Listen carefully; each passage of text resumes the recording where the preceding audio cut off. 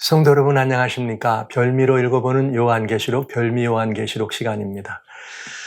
주님의 말씀을 특별히 이 시대를 위해서 주신 마지막 시대를 위해 주신 요한계시록의 말씀을 그저 맛깔지게 이렇게 말씀으로 말씀을 돌아보며 풀어보는 별미 요한계시록 시간에 함께 하신 여러분들을 진심으로 환영합니다.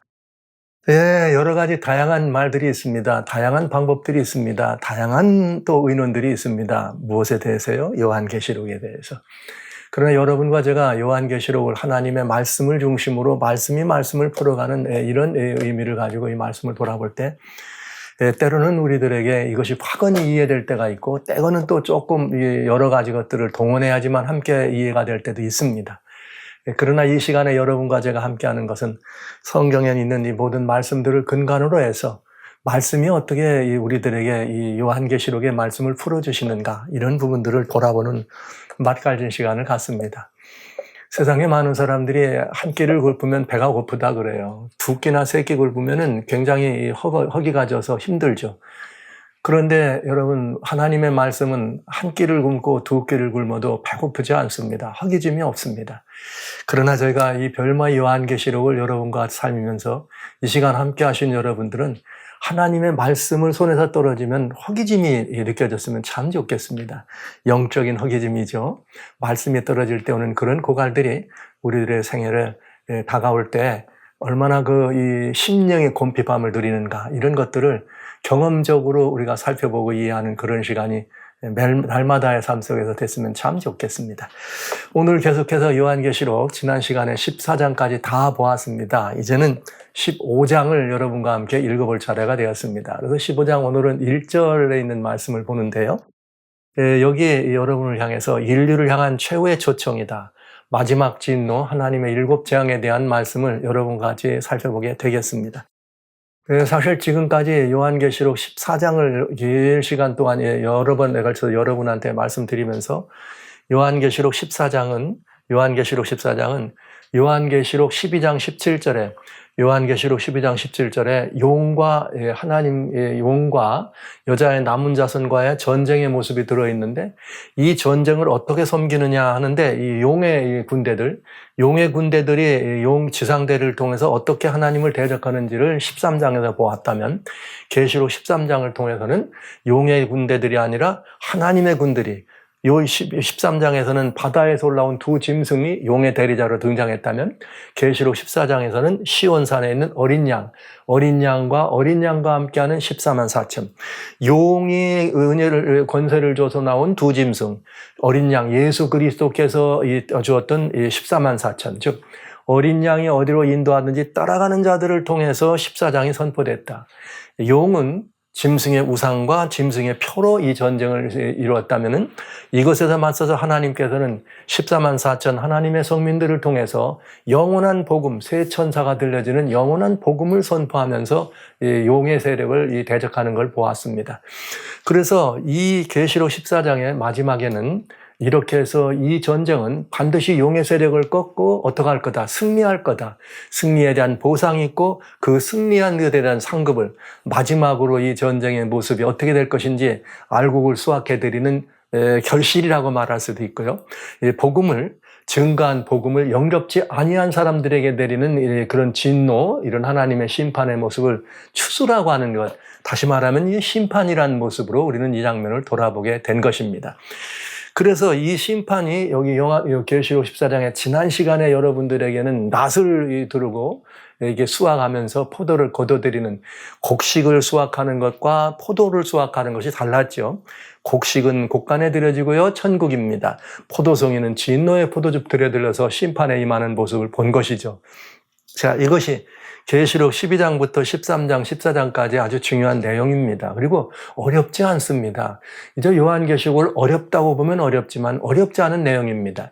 그러나 이제 14장이 끝나면은 이제 심판이 시작됐으니까 그 심판의 진정한 모습이 무엇인지 계시록 15장부터 계시록 18장까지가 이제 뭐가 대한가? 이 용과 지상 대리자에 대한 심판이 되겠어요. 그 다음에 이제 계시록 19장엔 어린 양의 혼인잔치와 예수님의 재림이라고 하는 부분이 나오면서 이제 완전히 심판의 모든 것들을 우리 이뤄 가시는 주님의 모습을 보게 되는 거죠. 자, 그러면 이제 이 시간에는 뭘 봐야 되는가? 요한계시록 15장을 읽을 차례죠. 우리 지금까지 계시록 읽으면서 1장은 2장과 3장 7교회의 서막이었습니다. 또 4장과 5장은 그 다음에 나오는 하늘에서 나와된 7인과 7나팔의 서막이었습니다. 근데 7인의 서막을 4장과 5장을 통해서 7인이 어디까지 진행됩니까? 계시록 19장까지가 7인에 관한 이야기인 걸 보았어요. 그거에 대한 서막이 4장과 5장이었다.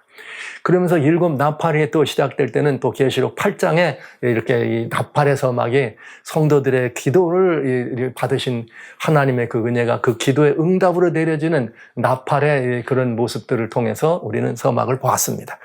그 다음에 여러분 보신 것처럼 계시록 12장은 마지막 종말을 위해서 마련됐던 마지막 종말 시대 7째 나팔이 불려졌을 때 마지막 사건에 대한 서막처럼 모든 걸 나왔는데, 계시록 15장은 7 재앙의 서막입니다. 하나님의 재앙이 어떻게 이 복음을 기전한 7 재앙은 7인에 포함된 것이죠. 그러니까 7인에 포함됐단 말은 이거는 복음과 관련이 있다고 하는 것을 여러분 꼭 기억해 두세요. 7 재앙의 대상과 이 성격에 대해서 7 재앙이 뭐냐? 이런 그 성격에 대해서 잘 나와 있는 게 계시록 15장 서막이 되겠습니다. 자, 그럼 이제부터 계시록 15장을 여러분과 함께 읽어보도록 합니다.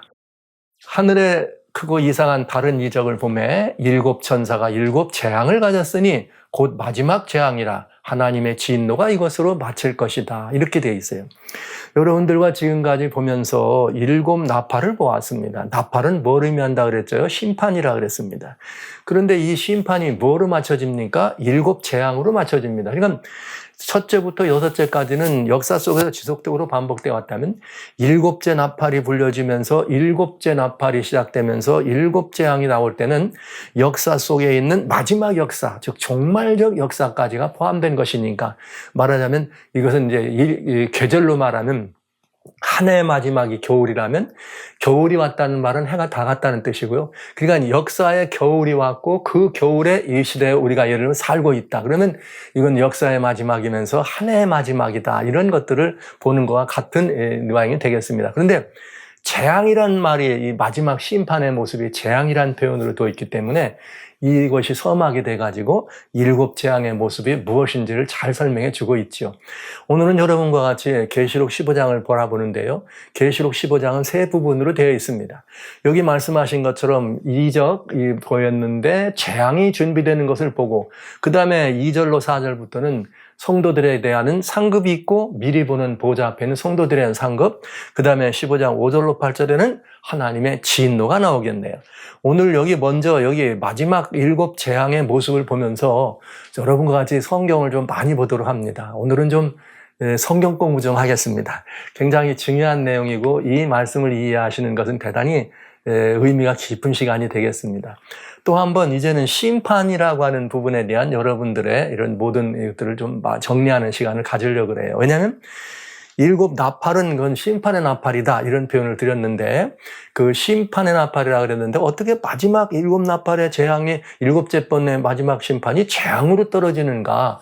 하나님의 진노를 재앙으로 표시했는가? 심판에서 그냥 끝장나는 게 아닌가? 이런 부분들을 우리가 이제 돌아볼 차례가 된 것이죠. 그래서 요한계시록 속에 있는 심판에 대한 것을 마지막으로 여러분들에게 다시 한번 15장을 보시면서 다시 한번 또 한눈에 정리를 좀 하는 시간 갖습니다. 오늘 시간은 성경을 많이 읽는 시간입니다. 그래서 성경을 좀 많이 읽으면 좀 힘들어 하세요. 근데 여러분, 하나님의 말씀을 가진 사람들이 성경을 많이 읽는 것을 힘들어하면 안 되겠죠? 오히려 다른 무엇보다도 하나님의 성경으로 성경을 풀어가면 더 신이 나야 합니다. 오늘은 여러분들의 그런 신나는 신명을 좀 더해드릴까 이런 생각을 합니다. 돌아보시겠습니다. 요한계시록 속에는 3가지 매우 중요한 심판이 들어있습니다. 그런데 이 심판의 내용을 둘로 나누면 뭐가 됐냐? 성경 전편이 요한계시록에 들어있으니까 이거 뭘로 나눌 수 있느냐? 첫째는 이 공의의 심판이라는 것을 돌아볼 수가 있어요. 그 다음에 공의의 심판이 있고 보상 심판이 있습니다. 그리고 또 하나는 뭐가 들어있냐면 종말 심판이 들어있습니다. 근데 이 심판의 내용이 그 심판에 대단히 중요한 이 구분이 있습니다. 그건 무슨 구분이냐. 여기 19장까지는 일곱 인에 속한 내용이라 그랬어요. 일곱 인은 생명의 말씀 복음이라고 하는 것을 여러분이 이미 공부를 했기 때문에 하나님의 말씀 이 성경책은 플랜 B라고 하는, 즉 플랜 A와 플랜 B, 플랜 B는 구속의 복음입니다. 플랜 A는 하나님께서 이 땅의 모든 것들을 천지 창조하시고 창조 주권에 들어있는 주권적 복음을 의미할 수가 있다. 이렇게 말씀드릴 수가 있겠죠. 에베소 1장 1절로, 에베소 1장 4절로 5절에 창세전에 마련된 하나님의 계획, 예수 그리스도 안에서 우리가 하나님의 아들이 되는 것, 이렇게 해서 인류를 만들었던 것, 그래서 우리가 영원히 하나님의 아들로 살도록 하는 것이 플랜 A였어요. 근데 이 플랜 A는 어디까지만 들어있느냐면 창세기 1장과 2장에 들어있어요. 그런데 플랜 A가 인간의 범죄함으로 망가졌습니다. 창세기 3장이죠. 그러니까 창세기 3장에 플랜 B가 이렇게 선포가 됩니다. 그러나 하나님이 인류를 창조하실 때는 플랜 A나 플랜 B가 동시에 마련돼 있었죠. 그런데 이것이 발표되기는 창세기 3장에 발표가 됐다. 그래서 이것이 다 완성이 어디서 되느냐? 플랜 A가 이렇게 망가지고 플랜 B가 섰을 때 플랜 B는 망가진 이 플랜 A를 회복하는, 그래서 하나님과 우리의 관계가 회복돼서 온전히 원래 하나님이 인류를 창조하신 그 뜻을 우리가 돌아가는 것이죠. 즉 이걸 성경으로 말하자면 창세기 1장과 창세기 2장의 세계로 들어가는 것입니다. 근데 이 창세기 1장과 창세기 2장으로 들어가는, 즉 죄가 없는 성경이에요. 여기로 들어가는 게 언제냐면 마지막으로 어디서 완성되느냐면 플랜 B가 완성되면 플랜 A가 다시 서는 거예요. 이것이 계시록 21장과 22장. 그러니까 창세기 하나님 말씀 1장과 2장, 계시록 21장과 22장이 똑같은 거예요. 21장과 22장은 원래 인류를 창조하신 하나님의 플랜 A에 관한 것입니다. 그래서 망가진 플랜 A를 플랜 B가 다 어떡하고 관계 회복해 놓고 플랜 A가 다시 어떻게 되는 거예요? 새하늘과 새 땅이 창조되고 만물이 새롭게 되면서 플랜 A가 완성되는 것을 보는 거죠. 자, 그러니까 이제 우리는 이 심판에 관한 부분을 바라볼 때도 어떻게 봐야 되느냐? 플랜 B, 이렇게 플랜 B가 시작되고 이 복음이 있고 플랜 A라고 하는 복음이 있었다. 근데 플랜 B에 대한 이것은 구속의 복음이니까 이것은 뭘 말했느냐? 심판의 기준이 뭐예요? 복음이 기준이에요. 근데 이 복음은 뭐가 되어 있습니까? 영접하는 자가 있고 영접지 않는 자가 있죠. 그래서 이 복음에 대한 성도들의 이런 이 태도에 따라서, 복음에 대한 성도들의 태도에 따라서 이 심판이 주어지게 됩니다. 그래서 이 보상이란 말은 상과 벌이 마련된 심판을 말하는 거예요. 이것이 영접한 자와 영접지 아니한 자. 그런데 여기 또 하나 있어요. 이 성경 속에는 계속 하나님의 성품과 관련되어 있는, 즉 이것은 복음과 관련 있는 거죠. 하나님의 성품과 관련되어 있는 부분에 나오는 모든 심판에는 다 공의의 심판이다. 즉 이 말은 무슨 말이냐? 하나님의 의로우심이 드러나는 심판이에요. 하나님의 의로우심이 드러나는 심판. 그러니까 이 하나님의 의로우심은 의인이나 악인에게나 고루 미쳐지는 거죠. 그래서 공의의 심판이라고 하는 것이 있고, 이 공의의 심판 말고 뭐가냐? 마지막 상과 벌이 마련된 보상 심판이 있다. 즉 복음을 영접했느냐 안 했느냐에 따라 달라지는 심판입니다. 그리고 하나는 뭐냐? 플랜 A. 즉 이건 뭐냐면 원래 아담과 하와가 어떻게 돼요? 원래 아담과 하와가 떠먹지 말라는 걸 따먹었을 때 그냥 완전히 사라지고 소멸되고 없어져야 되는 거예요. 근데 그렇게 안 하고 하나님 플랜 B를 지었잖아요. 근데 이 마지막에는 종말적인 최후의 심판에는 하나님의 의로우심을 드러내는 것이 아닙니다. 즉 플랜 A, 하나님의 절대 주권을 이렇게 도전하고 주권을 인정치 않은 모두에게 생명의 근원에서 완전히 이탈되는 주권적 심판이 있다는 거죠. 이렇게 해서 세 종류의 심판이 있는데 플랜 B에 대한 심판이 있고 플랜 A에 대한 심판이 있더라. 그 심판의 시간은 뭐냐면 공의의 심판은 재림전, 예수님이 오시기 전에 현세적으로도 있고 역사적으로 지속되는 심판이에요. 하나님께서 말하신 하나님의 의로우심이 드러나는 그런 모든 심판들입니다. 그런가 하고 보상 심판은 예수님 재림하실 때 복음을 영접했느냐 안 했느냐에 따라서 이 상과 벌이 마련되는 거죠. 복음에 대한 태도에 따른 보상이 있고, 그 다음에 종말 심판은 언제 이루어지는가? 이것이 다 끝난 다음에 천년기 심판, 즉 이건 둘째 사망에 대한 이야기예요. 둘째 사망이란 말이 이제 이 성경에 나오는데 첫째 부활에 참여하지 못한 사람은 둘째 사망에 죽는다. 둘째 사망은 뭐냐? 진정한 죽음입니다. 첫째 사망은 뭐냐? 우리가 예수님을 믿지만 오실 때까지 먼저 잠들어 있다면 이건 첫째 사망입니다.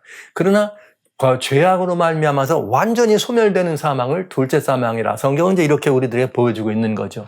자, 이것을 여러분들에게 좀 자세히 한번 설명을 드릴게요. 자, 재림 전에 있는 심판입니다. 공의의 심판이라고 하는 것이에요. 공의의 심판이라는 말씀드려요. 이것은 플랜 B, 즉 복음에 대한 우리들의 태도에 있었다. 그런 말씀이에요. 공의의 심판은 어떻게 들어오느냐? 요한복음 3장 17절로 18절에 하나님이 세상을 보내신 것은 세상을 뭐하려 함이라? 심판하려 함이 아니라. 세상을 심판하러 온 게 아니에요. 누가? 예수님이 오신 것. 꼭 기억해 두십시오. 예수님은 우리를 심판하러 오시지 않았습니다. 우리를 뭐라고요? 예수님을 말미암아 구원을 받게 하러 오신 것이에요. 그렇기 때문에 우리가 예수님을 영접하면은 심판을 받지 않는 것이에요. 예수님이 심판하러 오신 것이 아니기 때문에. 그리고 믿지 않고 영접지 아니하면 그는 하나님의 독생자 이름 믿지 아니함으로 벌써 심판을 받은 것이다. 이렇게 의미가 되어 있는 거죠. 벌써 심판을 받았다. 이 말이 아주 중요해요. 즉 이건 뭐냐? 복음은 뭐가 목표라? 구원이 목표예요. 심판이 아니고. 그리고 이 복음을 영접하느냐 않느냐는 복음에 대한 태도가 바로 이 심판의 근거가 된다는 거죠. 그러니까 참 억울한 거죠. 왜냐하면 심판에서 벗어나게 하기 위해서 오셨는데 믿지 않음으로 말미암아 우리는 이미 뭐예요? 정죄, 범죄하는 자는 사망이라고 하는 정죄에 미리 빠진 사람 그 심판에 빠져 있는 것이다. 이런 얘기죠. 그래서 예수님을 믿지 않는 사람들은 현세적으로도 이미 심판 아래 떨어져 있는 정죄된 사람들이라는 사실을 우리는 꼭 기억해야 합니다. 그래서 복음을 거절하면 이미 받은 정죄 안에, 즉 죄의 삭신 사망이라는 정죄 안에 머물게 됩니다. 그래서 믿지 아니함으로 벌써 심판을 받은 것이다. 이렇게 돼 있는 거예요. 벌써 심판은 뭘로? 죄의 삭신 사망이라는 것으로. 그런데 정죄 안에 머물게 된다는 것은 어떤 거냐? 주어진 은혜 안에서 이탈하는 거죠. 즉 이건 현세적으로도 저주 안에 있는 거나 마찬가지예요. 말하자면 하나님을 믿으면 하나님의 아들로 살 수 있다고 하니 얼마나 은혜롭습니까? 이 사실을 영접지 않았으니까 그냥 죄의 삭신 사망이라는 사망의 정죄 아래 살으니까 얼마나 비참합니까? 그거를 여기 설명한 거예요. 벌써 심판을 받았다는 것. 그러니까 이건 뭐냐? 하나님의 정죄 아래, 죄의 삭신 사망의 정죄 아래 있는 것은 마련된 하나님의 은혜, 주님이 이미 우리들 위해서 주어진 그 안에서 이탈하는 것입니다. 제가 이것을 일곱 나팔을 얘기할 때 나팔 심판이 왜 현세적인 심판인가에 대해서 복음을 영접하지 않은 사람들에게 전달되는 그 심판이라는 사실을 많이 강조드렸어요. 그래서 복음이 유럽에만 전파됐을 때는 복음 때문에 관계된 거니까 유럽에만 그 재앙이 심판이 있는 것이고 전 세계적으로 복음이 졌을 때는 전 세계가 복음의 그런 그 영접이냐 거절에 따른 판단이 들어진다는 걸 말씀드린 것입니다. 그래서 계시록의 나팔 심판이 바로 무슨 심판이다? 이 현세적 심판이라는 거예요. 복음은 왜냐하면 우리 말고도 이전에 지금부터 예수님 이전 한 2000여 년 동안 역사가 있어왔고 사람들이 있었잖아요. 그 안에 살던 많은 사람들은 둘 중에 하나예요. 예수님을 믿은 사람 아니면 예수님을 안 믿은 사람. 예수님을 믿은 사람들은 정죄 안에 받지 않고 하나님의 아들로 사는 은혜 아래 있는 사람. 믿지 않은 사람들은 사는 동안에도 죽을 때까지 뭐예요? 정죄 아래 사는 사람. 즉 이미 심판을 받은 이 아래 사는 사람. 이것을 요한계시록은 나팔 심판이 보여줬다. 이 말씀을 드린 것입니다. 자, 이것이 이제 이 공의의 심판이라고 하는 이제 그런 그 심판에 들어있는데 왜 이것이 공의의 심판 속에, 현세적 심판 속에 공의의 심판이 들어있느냐? 이런 거죠. 이 하나님을 믿는 사람들이 이 지난 과거의 역사 속에 볼 때 하나님을 믿는 것이 우리는 하나님의 아들로 은혜롭게 살아가는데 이 죄악이 관영한 세상에서 하나님의 복음으로 나왔더니 뭐가 있어요? 핍박이 있어요. 그러면 안 믿는 사람들이 봤을 때는 예수님 믿으면 복도 받고 뭐 영생도 있고 천국의 낙원을 누린다더니 저 사람들이 저렇게 환난과 핍박에 있네. 이렇게 될 거 아니에요. 그러면 이거에 대해서 뭘 해야 돼요? 하나님은 반드시 답을 해주셔야 된다 이거죠. 그래서 하나님, 공의란 말은 믿는 사람에게만 공의가 아니고 악인에게도 공의예요. 하나님의 공의에는 사랑이 근것이기 때문에 사랑의 공의고 사랑과 공의는 함께 가잖아요. 악인에게나 의인에게나 고로 해를 주시고 악인에게나 의인에게나 고로 비를 주시는 분이 누구예요? 하나님이세요. 그러니까 이 하나님이 의의 하나님이 의로우신 분이기 때문에 성도들에게나 그렇지 않은 모든들에게 다 뭐가 있는 거예요. 이 모든 복음에 대한 우리들의 태도에 대한 그 보상과 결과에 대한 그 태도에 대한 심판이 있다는 거죠. 그런데 보세요. 성도들을 위해서도 이런 게 있어요. 데살로니가 후서 1장 4절로 7절에 그리고 너희의 참는 핍박과 환난 중에 그렇죠. 믿으면 핍박이 있어. 하나님의 아들로 산다는데는 이게 이상하잖아요. 너희 인내와 믿음을 인하여 하나님의 여러 교회에서 우리가 친히 자랑하는데 이는 뭐냐? 성도들의 핍박과 환난을 받는 이것은 하나님의 공의로운 심판의 표다. 와우. 죄악에 관영한 세상에서 하나님 편에 들어간다는 것도 뭐가 어려워요? 이런 환난과 핍박이 있다는 거죠. 그러니까 이것은 하나님께서 그들에게도 고난이 있는 것을 봐. 그런데 이건 왜 그러냐? 너희로 하여금 하나님 나라에 합당한 자로 여김을 얻게 하려 함이니 그 나라를 위하여 너희가 고난을 받는다. 즉 하나님 나라에 합당하냐 안 합당하냐를 이 땅에서 복음을 영접한 것에 대한 영접한 것에 대한 결과가 이 세상에서 여러 가지 환난이나 핍박으로 주어지더라 이 말이에요. 그것에 대해서 하나님께서 어떻게 하신다? 보고 계셨고 그것은 성도들이 겪는 공의의 심판과 같은 거다. 그런데 그러면 성도들이 환난과 핍박을 받았으면 이번엔 반대로 성도들에게 환난과 핍박을 준 세력들에 대한 뭐가 있어야 돼요? 동일한 이 핍박이 있어야 되죠? 심판이 있어야 되죠? 그래서 성경에서 이렇게 되어 있는 거예요. 하나님께서. 그러면 이제는 너희로 환난 받게 하는 자들에게는 하나님이 환난으로 갚으시. 할렐루야. 그러니까 이게 공의롭다는 거예요. 환난 받는 너희에게는 우리와 함께 안식으로 갚는 것이 하나님의 공의다. 네. 그러니까 이 죄악에 관영한 세상에서 비록 환난과 핍박이 있을지라도 복음을 영접한 자에게는 이 환난과 핍박을 받은 그것이 곧 심판이 되는 거고 그들을 환난과 핍박으로 준 사람들은 하나님이 직접 그들에게 뭘 주시는 거예요? 그들에게 환난을 주셔서 공의, 똑같이 의롭다 이거죠. 그러면서 환난 받은 이들에게는 하나님이 안식으로 갚는다. 이것이 하나님의 공의의 심판이다. 그래서 성도들을 위한 공의의 심판이라는 말을 여기 성경은 이렇게 너무나 분명하게 하고 있습니다. 그래서 제가 여러분들과 같이 이렇게 무슨 조사 심판이다 이런 얘기들 재림교회에서 할 때 그것이 뭐 성도들이 하늘나라에 합당한지 안 한지를 검사하는 표라니까 그건 성경적으로 맞지 않는다는 거죠. 왜? 여기 하늘나라에 여기 너무나 분명해. 하나님 나라에 합당한 자냐 아니냐 하는 얘기는 뭘로 정해져요? 하나님의 핍박과 환난 중에 있는 하나님의 공의로운 심판의 표라 이렇게 분명히 나와 있어요. 그래서 여기에 심판이 있는데 이것이 하나님 나라에 합당한지 안 합당한지를 분별할 수 있는 환난이 심판이라는데 별도로 또 하나님 백성들을 심판한다고 하는 그런 것이 이제 조사 심판이라는 그런 의미는 좀 성경하고는 많이 유격이 있다 이런 말씀을 드린 것입니다. 자, 그 다음에 보세요. 여기 이번에는 상과 벌에 따른 보상 심판. 이번에는 그건 공의의 심판은 현세적으로 역사적으로 계속 있어와요. 언제든지 있어와요. 왜? 영생은 환난과 핍박을 어떤 사람들을 핍박 중에 물론 돌아가시는 분도 계셨지만은 이 하나님의 아들과 딸로 그를 받는 거기에 하나님은 늘 항상 함께 하시고 그들을 양육하셨습니다. 근데 여기 보시죠. 그 다음에 데살로니가 후서 1장 8절로 10절 하나님을 모르는 자들 주에서의 복음을 복종치 않는 자에겐 형벌이 있다. 이게 나와. 그들은 주의 얼굴과 힘의 영광을 떠나 영원한 멸망의 형벌을 받으리로다. 이게 하나님의 뭐예요? 공의예요. 그리고 이 하나님의 복음을 거절한 것에 대한 대가가 뭐예요? 영원한 멸망의 형벌을 받는다. 이렇게 돼 있는 것입니다. 그리고 그날에 또 다른 강림하실 때 성도들은 즉 재림 때죠. 성도들에게서는 영광을 얻고 모든 믿는 자들 기여김을 받는다. 이렇게 돼 있네요. 그러니까 성도들은 주님의 영광에 참여하게 되는 것이고 그렇지 않은 사람들은 어떻게 된다?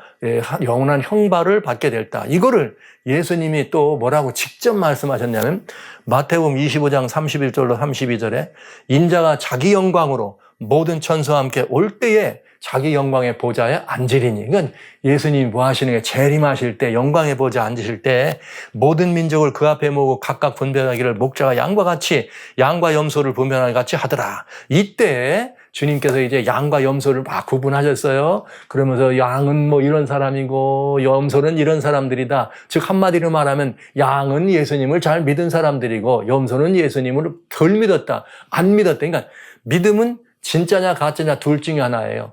어떻게 믿었느냐 하는 것 우리는 많이 따지지만 그게 아니에요. 믿느냐 안 믿느냐. 염소는 믿는 것처럼은 했어도 안 믿는 사람들을 의미합니다. 그러니까 뭐라 하겠느냐. 저희는 영벌에, 안 믿는 자는 영벌에 들어가고 의인은 믿는 자들은 영생에 들어간다. 이게 뭐예요? 보상이죠.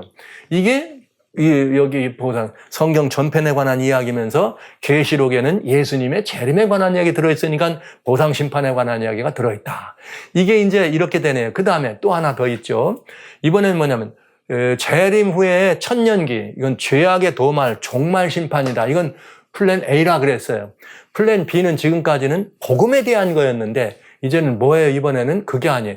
하나님에 관해서 하나님의 절대 주권을 거절하고 하나님과의 관계가 끊어지면, 즉 복음을 영접지 않고 관계가 회복되지 않으면 그는 모든 것들의 근원 되신 하나님과의 관계가 끊어지기 때문에 완전히 도말되는 거죠. 그래서 이 심판이 있는데 너무나 놀랍게도 이 심판에는 하나님이 심판을 하시면서 그 하나님의 심판을 하시면서 성도들도 그 심판에 참여합니다.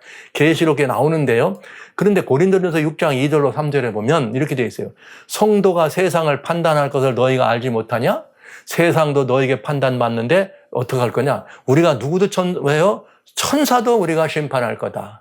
야, 이 성도들이 누구까지 심판한대요? 천사들까지 심판한답니다. 과연 이런 일이 언제 있을까요? 성도가 천사를 심판한 일은 뭐예요? 악의 도말을 위한 최종 심판. 재림 이후 천년기를 통해 이루어지는데 이 예언과 언약의 성취가 어디에 들어있을까? 요한계시록에 들어있다 이거죠. 계시록 20장에 보면 뭐라고 되어 있는가? 3절에 4절에 이게 지금 1000년이 시작됩니다. 무적행 동안 이제 이 어둠의 세력들이 갇혀 있는 경우가 나오면서 내가 보좌들이 와우.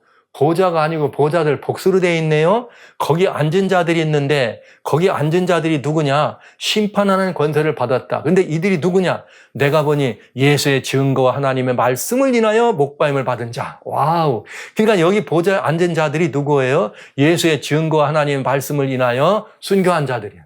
그러니까 여기에 이 성도들이죠. 그 다음에 또 뭐냐면 여기에 또 짐승과 그 우상에 경배하지도 않고 이마와 손에 표를 받지 아니한 자들이 살아서, 와우, 여기 뭐라고 되어 있어요? 목배임을 받은 자들의 영혼과 여기 짐승의 우상과 표를 받지 않은 사람들이 살아. 이게 무슨 말이냐?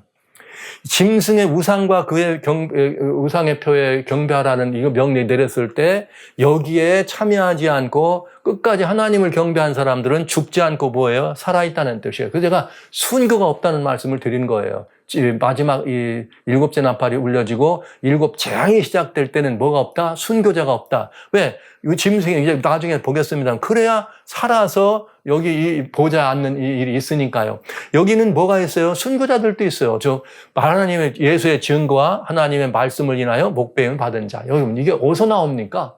여기 계시록에 보면은 6장에 지난번 할 때 이 다섯째 인을 떼실 때 주님 다섯째 인을 뜰 때 제단 아래 영혼들이 하나님을 보소하잖아요. 저 땅에 있는 자들을 심판해서 언제까지 우리 억울함을 풀어주지 않을 것입니까? 이런 호소를 하잖아요. 그게 순교자들이죠.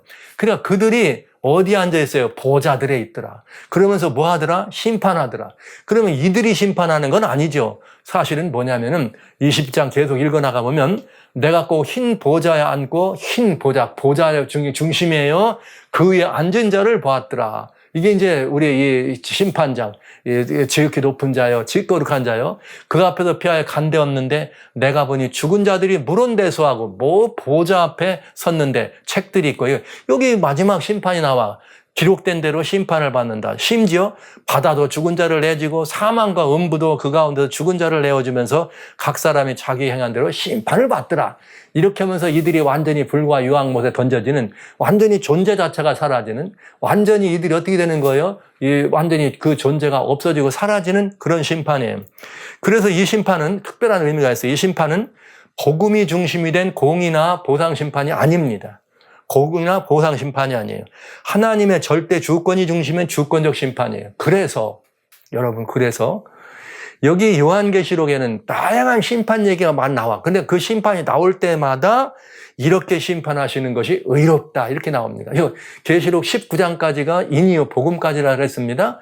거기 계시록 19장까지 이렇게 심판하는 것이 의롭다. 이렇게 심판하는 것이 의롭다. 다 이렇게 돼 있어요.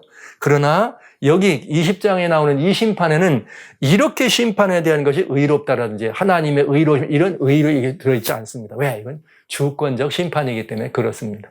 자, 그러면 이제 이걸 좀 도표로 여러분들이 좀 간단하게 정리를 해드릴게요. 두 심판이 있는데 먼저 플랜 B, 플랜 A 제가 순서를 바꿨습니다. 왜냐?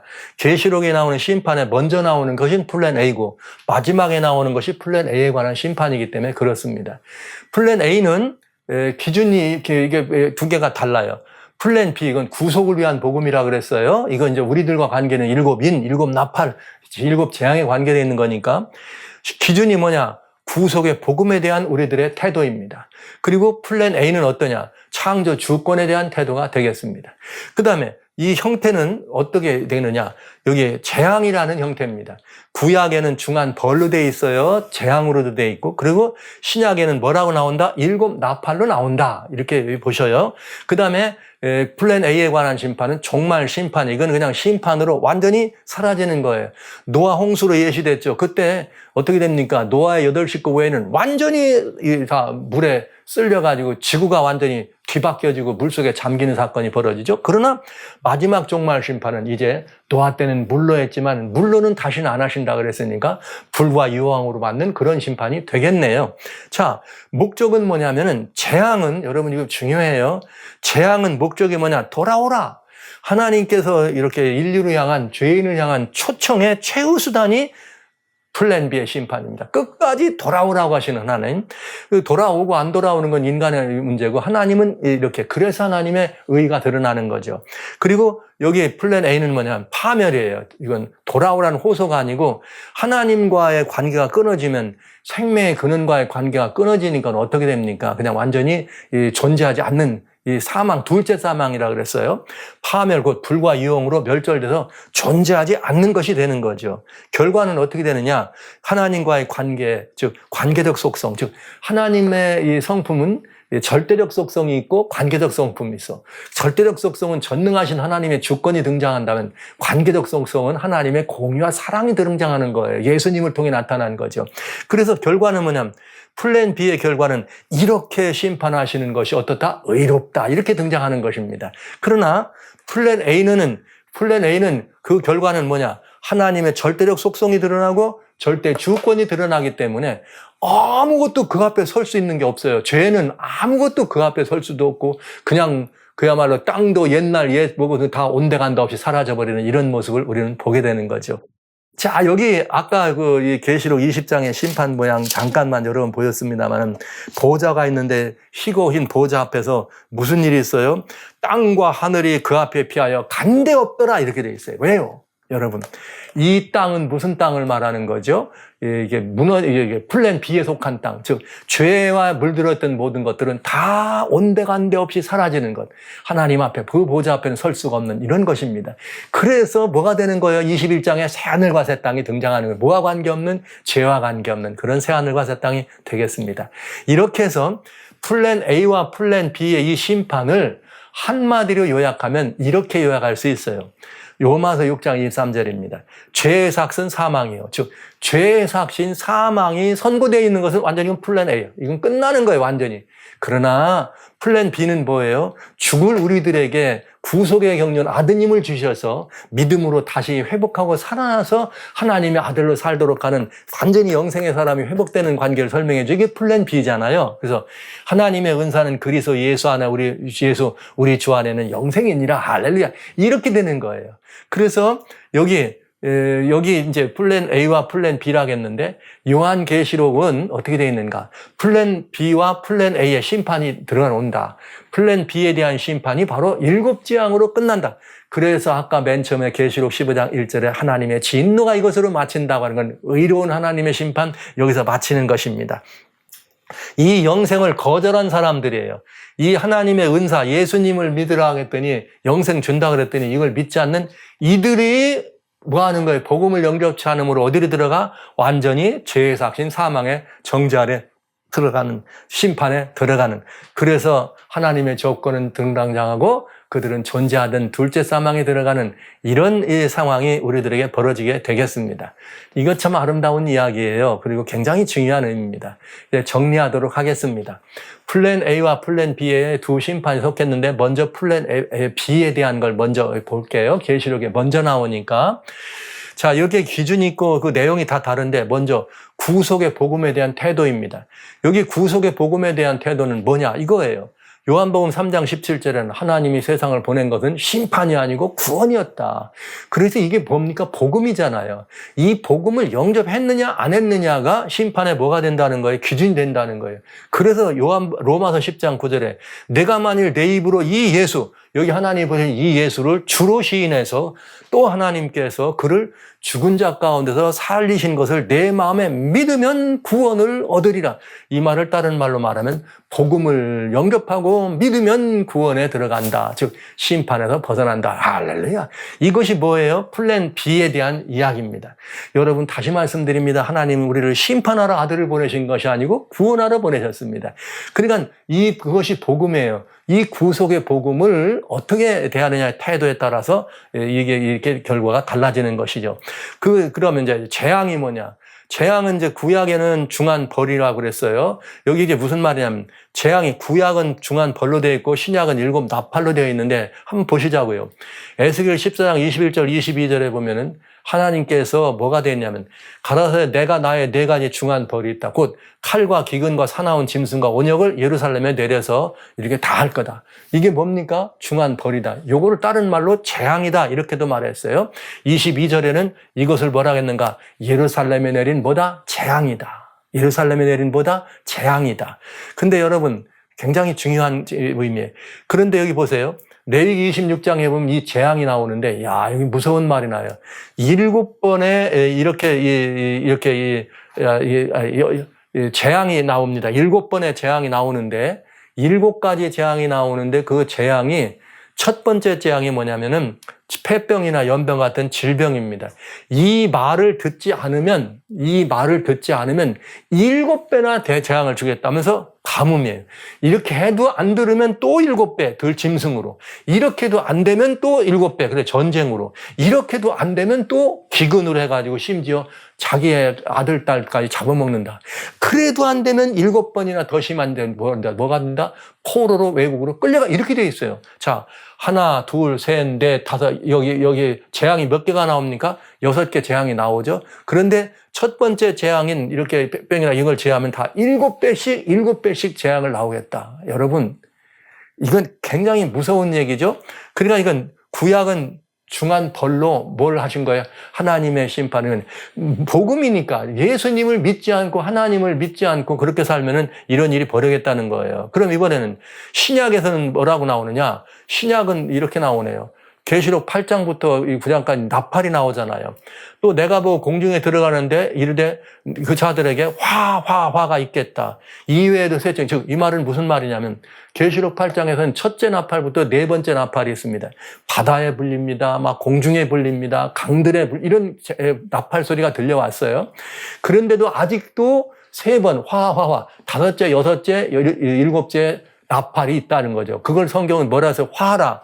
그런데 이 화는 뭐냐? 계시록 9장 20절, 이게 9장 20절은 뭐냐면 6째 재앙이 끝났을 때 2번째 더 와서 이 재앙에 죽지 않고 남은 사람들이라. 그러니까 여기 화라 이것들이 다 뭐예요? 재앙이라고요. 그렇죠? 그러니까 여기 나팔에 들어있는 모든 것들도 다 뭐라? 재앙이다. 이렇게 성경 설명되고 있습니다. 그래서 7째 이렇게 거기에 보면은 다시 보세요. 자, 2째화는 지나갔으니 3째화. 이건 7째 나팔 때는 건 3째화죠. 그럼 7째 나팔 때 불려진 3번째 화가 마지막이 뭡니까? 계시록 15장 오늘 읽은 뭐예요? 하늘의 크고 이상한 전사가.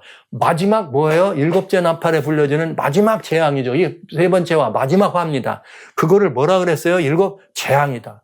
그러니까 7 나팔이 불려질 때 불렸던 다양한 많은 화, 그 모든 것들을 여기 계시록은 뭐라고 표현하고 있다? 재앙이라고 얘기했다 이 말이에요. 그럼 이것이 재앙 심판, 심판은 심판인데 재앙 심판이라면 그 의미가 뭐냐 이 말이에요. 다르죠? 재앙의 목적은 뭐냐면 재앙의 목적은 이거예요.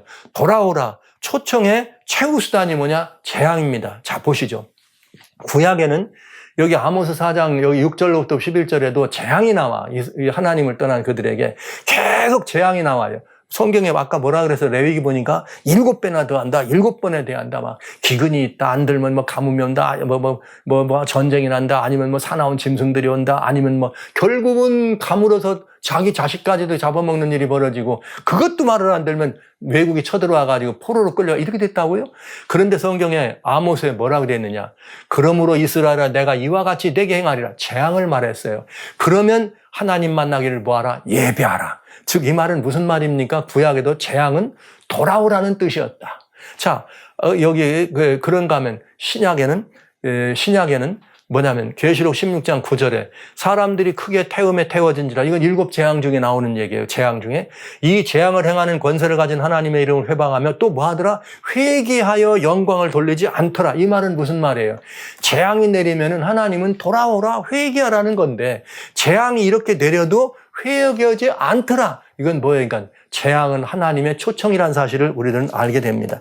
에스겔 14장에 여기 뭐가 나와 있느냐면은 에스겔 14장에 보면은 4가지 중한 벌에 관한 이야기가 나오는데 그런데 14장 21절에 중한 벌이 나오죠. 그러면서 22절에 예루살렘의 재앙이 나오죠. 이렇게 나와. 그러나 그 가운데 면하는 자가 남아있어 거기서 재앙 중에서 끌려 나오니. 야, 재앙이 내릴 때 그 가운데 면하는 자가 나온대. 그게 누구냐? 곧 자녀들이라. 저는 이 말씀을 읽을 때 마음이 따뜻해집니다. 왜냐? 그러면서 이게 뭐라겠는가 하면은 너희가 그 행동과 소위를 보면 내가 예루살렘에 내린 재앙이에요. 내가 여기 벌인데, 심판인데, 성경은 이를 재앙인데. 이것은 뭐냐? 재앙은 곧 돌아오라는 초청이라는 것을 이렇게 설명하는 거예요. 근데 누가 돌아오느냐 봤더니 내 자녀들이 오더라. 그래서 제가 여러분 7 재앙은 결국은 뭐에 대한 재앙이냐? 결국은 이럴 거라 이거죠. 지금 여러분 성도님들이 주님을 믿으시는데 늘 자녀들 때문에 염려해. 주님 올 때는 가까운데 우리 애가 아직 준비가 안 됐다고. 그럼 저는 늘 이래요. 사도행전 16장 31절에 주 예수를 믿으세요. 너와 내 가족이 구원받는다고 안 했습니까? 막 이러면서 지금 문제는 안 믿거나 불신하고 있는 가족들 중이나 자녀들이 아니라 지금 신실하지 못한 엄마 아빠가 문제라. 그러니까 내가 하나님과의 관계가 온전할 것이 더 중요하다.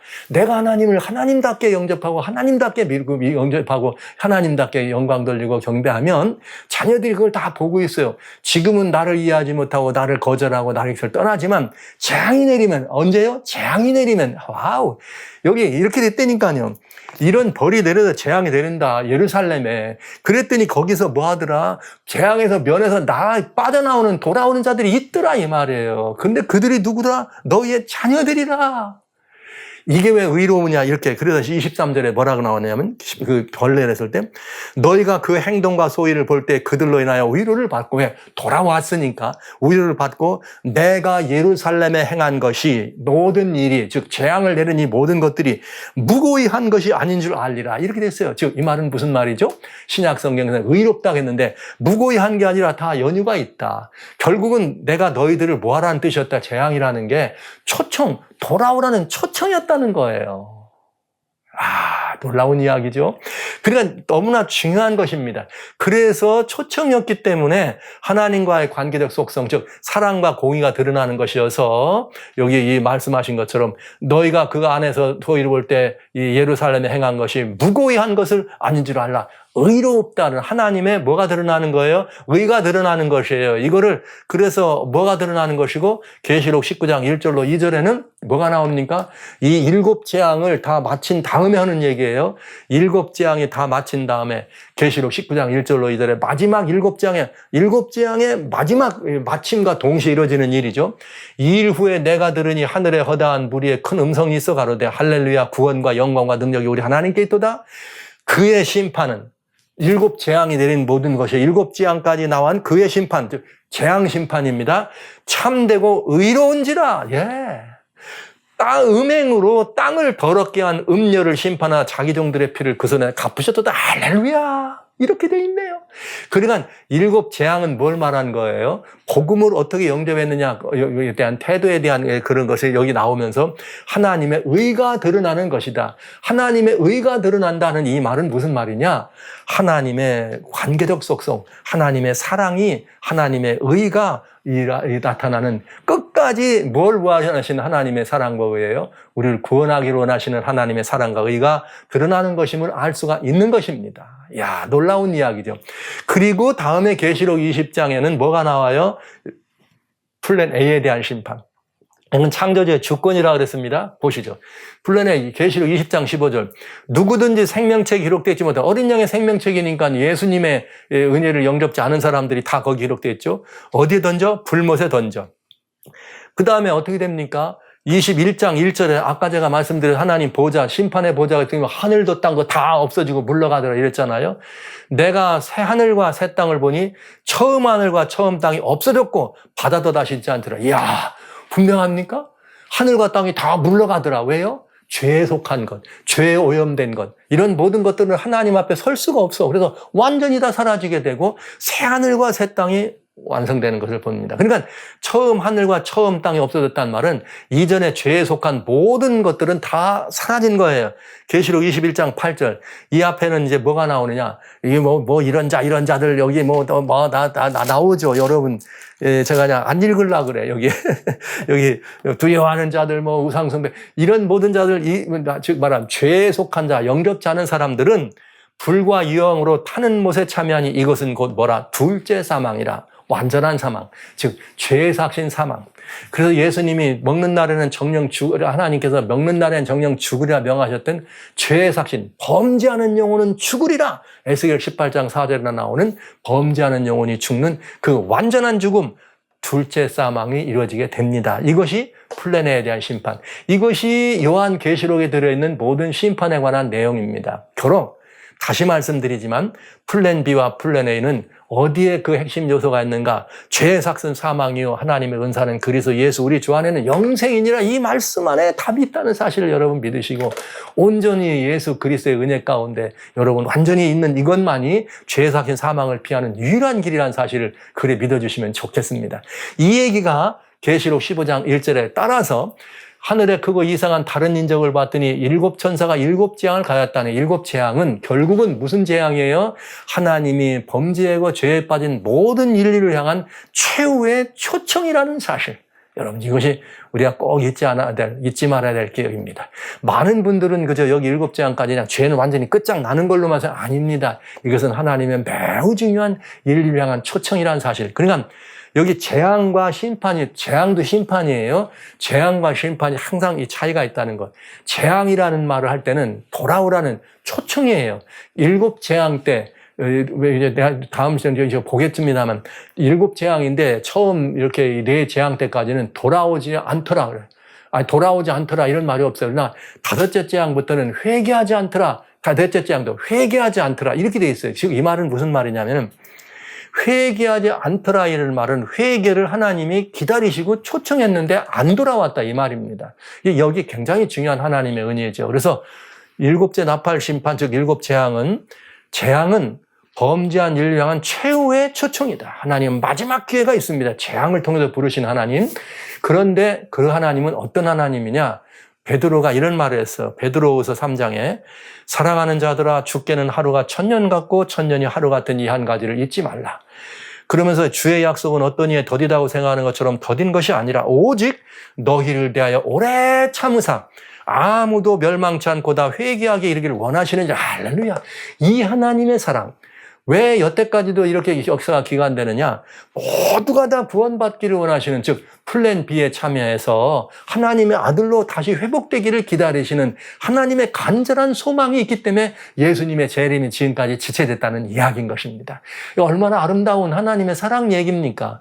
그러니까 이 재앙에 관한 얘기 15절에 할 때 하나님의 진노가 이것으로 마친다고 하는 것은 인류를 향한 뭐예요? 마지막 기회라 이런 뜻이죠. 최후의 초청을 여기 주신 것이에요. 다 회개하기를 원하시느니라. 그래서 우리는 이제 이 일곱 재앙을 공부하면서 심판은 심판인데 그냥 우리를 다 토말하려고 하는 그런 심판이 아니라 이 심판은 성경에 나와 있는 재앙이란 이름으로 우리들에게 주어지는 심판이로구나. 그런데 이 재앙이란 이름으로 주어질 때는 반드시 하나님이 우리를 향해 주시는 보다 최후의 초청이다. 특별히 저는 마지막 시대 하나님의 일곱 재앙을 주시는 여기에는 여기 아까 에스겔 24장에 나왔던 22절에 나온 것처럼 뭐예요? 내 자녀들이 돌아오더라. 예, 그게 너무나 여기에 생생하게 들어있는 거죠. 다 회개하기 이르는데 아무나는 아닙니다. 거기 보니까 자녀들은 돌아오더라. 그런 주님께서 내가 믿으면 내 가족들이 구원받는다고 하신 하나님의 약속이 거기서 완성되는 것을 보잖아요. 그러니까 여러분, 이제 때가 심히 가까웠습니다. 그야말로 예수님 재림이 가까웠습니다. 예수님 재림 가까웠단 말은 반드시 우리는 재앙이라는 환난을 통과해야 된다. 근데 이 재앙이라는 것이 올 때 두려워만 할 것이 아니다. 주님은 이 재앙을 통해서 우리 누구들을, 자녀들을 돌이킬 수 있다. 마지막으로 돌아올 사람들이 있다는 사실을 꼭 명심해 주시기 바랍니다. 한 사람도 구원에서 떨어지지 않고 멸망에 빠지기를 원치 않는 주님의 사랑이 모두가 다 이 하나님의 초청에 들어와서 정말 이 구원의 바늘에 들어올 수 있도록 부르시는 하나님의 초청이 바로 7 재앙이라. 그래서 저는 이 재앙을 공부하면서 여러분 마음이 더 따뜻해져요. 두렵고 무서운 것이 아니라 오히려 희망이 넘치고 하나님이 우리를 위해서 혹은 우리의 가족들을 위해서 마련하신 힘은 들겠죠. 재앙이니까 힘은 들겠죠. 그러나 어려우니까 환난이 오니까 그러나 그걸 통해서 우리를 회복하시고 돌이키시려고 하는 하나님의 놀라우신 섭리란 사실을 다시 한번 여러분에게 말씀드리면서 지금부터 15장과 16장, 17장, 18장, 19장까지 나오는 이 재앙에 관한 이야기, 7 재앙 이야기를 여러분과 함께 자세히 살펴보는 시간을 갖습니다. 하나님은 사랑이십니다. 아니요, 이 말씀이 정말 맞습니다. 하나님은 사랑이십니다. 끝까지 아무도 죽지 않게 하시고 회개에 이르기를 원하셔서 지금까지 참으신 하나님, 오신다더니 온다더니 어떤 이들은 재림 얘기만 했다 하면 그 옛날부터 이렇게 비웃는데 왜 그걸 비웃느냐? 하나님의 이 위대한 사랑을 모르기 때문에 비웃는 거죠. 주님이 기다리신 것은, 지금까지 참으신 것은 어떻게 하려고? 우리를 살게 하시려고. 우리와 우리의 가족들을 살게 하시려고. 이러한 하나님의 사랑에 오늘까지 우리 모두를 지금까지 지탱하고 인도해 주셨다는 이 사실을 살아신 성도 여러분 잊지 마시고 이 사실을 부디 기억하시면서 우리 요한계시록, 특별히 15장부터 읽어야 될 별미계시록에 나오는 이 계시록 속에 나오는 재앙에 관한 이야기를 돌아보는 복된 시간을 갖도록 하겠습니다. 여러분 모두를 이 재앙을 살피는 이 시간에 함께 하시도록 여러분을 초청합니다.